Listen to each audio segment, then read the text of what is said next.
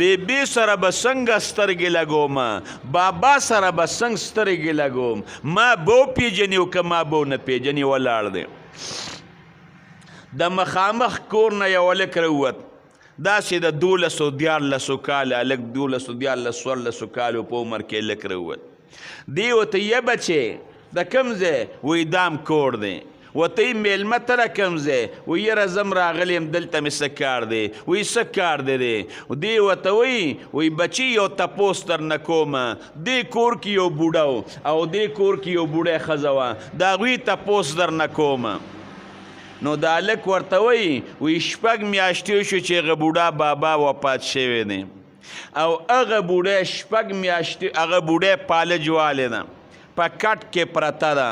او د هغې یو زوی دی یو کنجوس زوی دی داسې کنجوس زوی دی چې خدای دې بیغ بنیاد وباسي مالداره کورنۍ کې واده کړی دی دا 14 کالو شو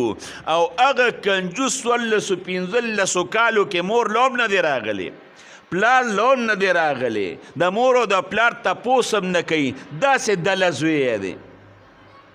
او دا مور او پلار د دوی سم نشته موږ به د چې ډوډۍ وله موږ ګلیږو ځان له به یې غوا سروله اخره کې پرېوتل سال مې مور راشي ځای ورله جارو کې بار ورته نور ته کټ واچوي او تولی ورته واچوي او پلار مې او خویندې مې لاړ شي هغه بوډۍ راولي هغه کټ کې سملی د غرمې مې بیا مور ورشي هغه دسمات تیلم نشي پاسېدی مور مې وایي چې زه به د الله دپاره خدمت کوم هېڅ څوک هم نشته